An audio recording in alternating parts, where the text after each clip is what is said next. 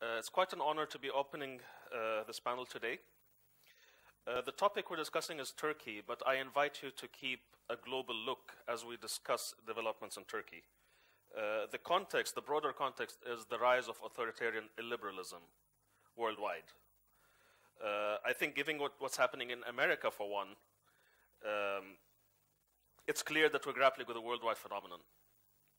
So my role is to give a little bit of a wider context to set the stage before handing over to the great panel we have today. Now, there's a few things that have to give us pause before we start. First is something that almost does not need mentioning, which is that we recognize that democracy is the goal. We recognize intuitively that democracy is the desirable form of government. The second is that we're calling this democratic erosion, the erosion of democracy, when in fact these figures that we're talking about, Erdogan or the other illiberals, are actually democratically elected. They rose to power through elections, judged to be free and fair. And yet it seems intuitive for us to call them authoritarian. It's intuitive to us to call this an erosion of democracy. It's almost as if we intuitively recognize something deeply alarming about their rhetoric, their narrative, their actions. We see that this behavior, the behavior we observe, is not democratic behavior. In effect, we seem to intuitively recognize that democracy as a hardware alone is not enough. We seem to recognize that there is a software component. I'm a computer programmer by education, so I'm borrowing the metaphor. So we're talking about two different kinds of democracy. There's liberal democracy, which has a proven track record in lifting people, liberating people, giving them dignity, giving them equality, and delivering also a modern society. But we also have an illiberal democracy, which is not only do we find it morally distasteful, but we also intuitively recognize it as unstable and unsustainable. It's 2017. It was actually 20 years ago that American author Fareed Zakaria wrote a paper actually, predicting the rise of illiberal democracy. This was 1997. The USSR had basically crashed. Many countries who were previously under the Soviet banner, they were going through their own democratic transition. And Zakaria was, in a way, he was the buzzkill who came across and says, let's wait. There's some, let's not get too excited. So he was he was kind of commenting about the spread of democracy to countries that don't have a strong liberal tradition. He was talking, at the time, he was talking about the former Yugoslavia, parts of Latin America, Palestinian authorities, parts of Africa. In 2017, this seems to be a global problem, and Turkey seems to be a particular case in point. To be fair, we're also looking at a rise of illiberal democracy or illiberal authoritarians across the world, not only outside the Western world, but in some Western countries as well.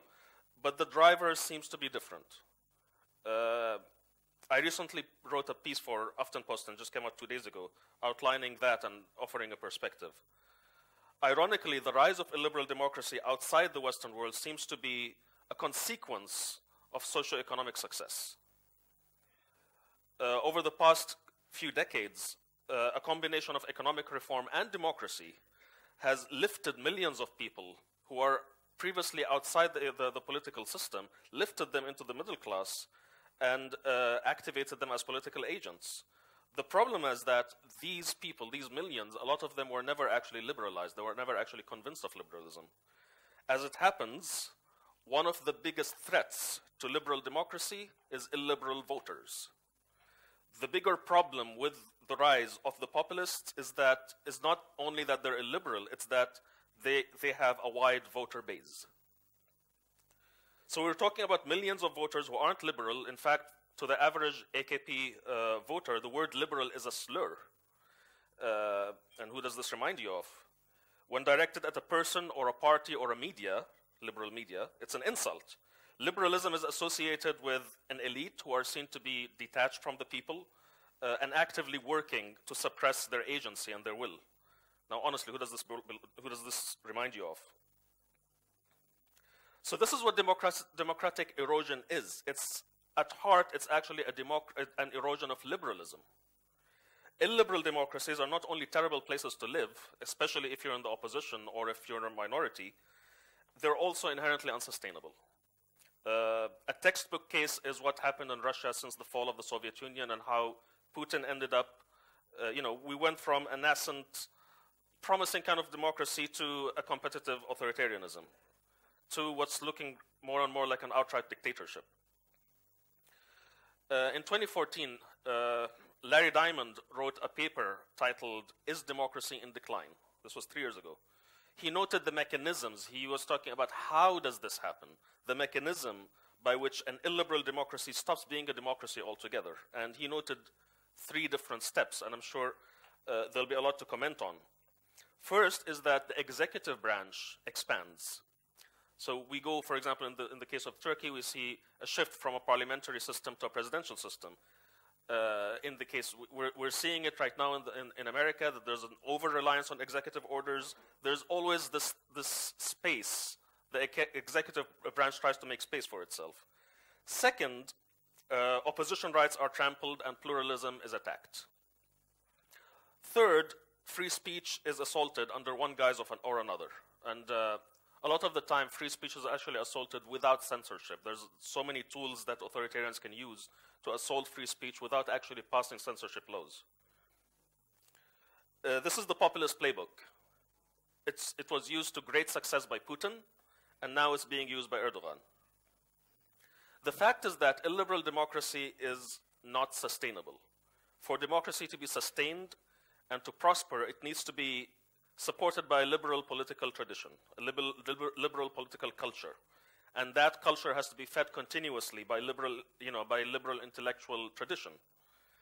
The ideas of freedom of thought, freedom of faith, freedom of the press, freedom of association, freedom of movement, freedom of trade, freedom of transaction, the freedom to practice your faith or the freedom not to practice any faith, these need to be, they don't come for free. They need to be justified. They need to be advocated and protected. Democracy is the hardware, liberalism is the software. That software needs to be upgraded as the hardware changes, as society evolves, as times change. At this point, I think I've done my part to set the stage to open the panel, and I look forward to what my colleagues would add. Before I would pass it on to Thor, I want to say a couple sentences about my project at Civita, and I'll be very brief, and I'll just use the same metaphor that I used. If democracy is the hardware and liberalism is the software, then I see my role as contributing to writing the Islamic edition of that software. Thank you. So with this, I'll give the floor to the next speaker.